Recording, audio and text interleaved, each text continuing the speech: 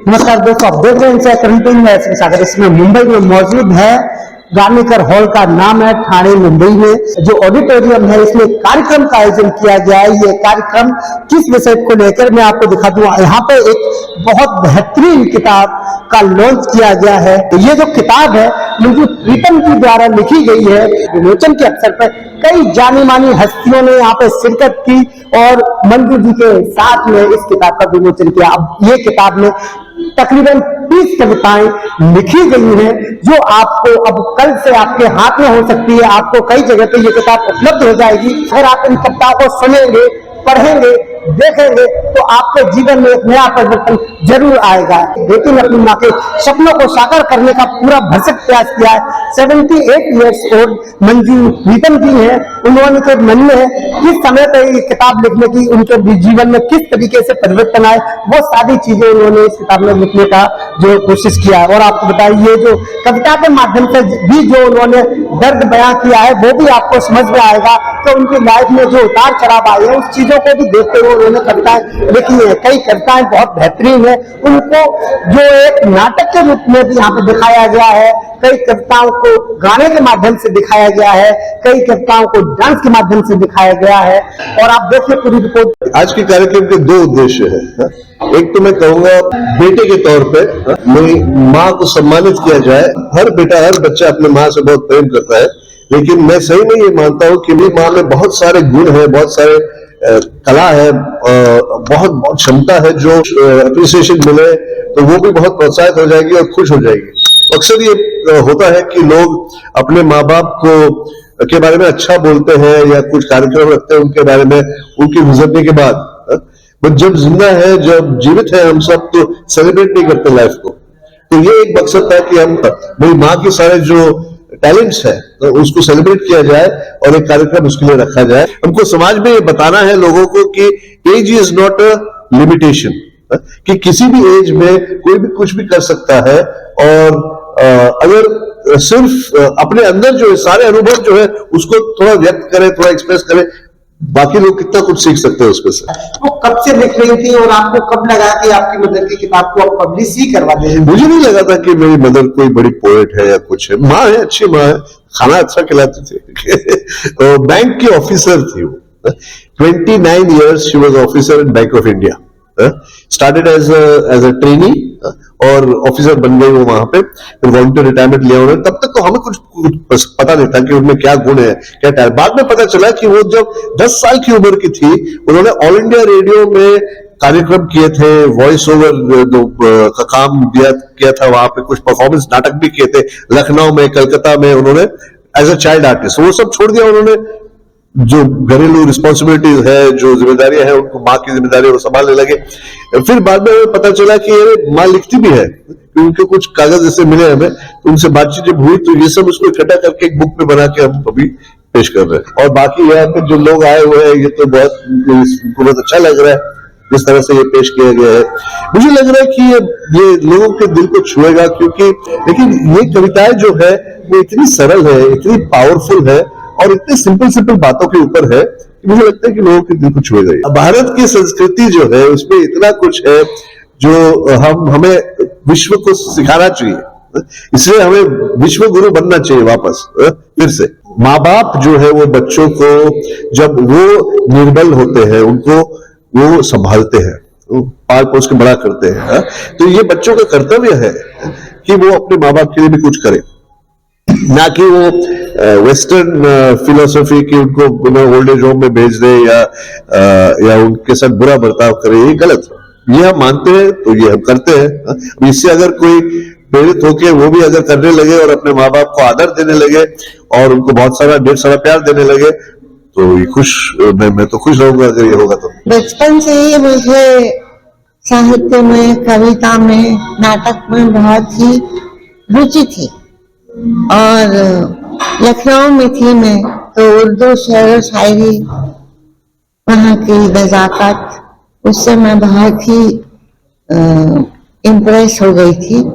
और जब मैं लखनऊ में थी तो ऑल इंडिया रेडियो में पार्टिसिपेट करती थी। रेगुलरली उनके बच्चों का प्रोग्राम होता था, वहां में जाती थी। ड्रामा वगैरह में पार्ट लेती थी। और फिर उसके बाद जब हम लोग कलकत्ता चले गए तो इंटर यूनिवर्सिटी ड्रामा वगैरह में भी मैंने बहुत पार्टिसिपेट किया था।